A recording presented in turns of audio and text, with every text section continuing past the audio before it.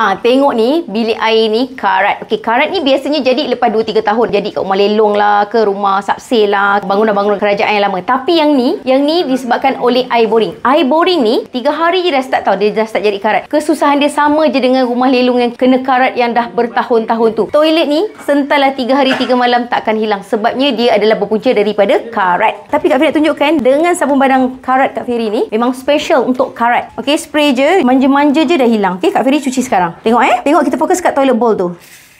Tengok Kak Feri. Tengok Kak Feri fokus dekat toilet bowl. Kak Feri bilas.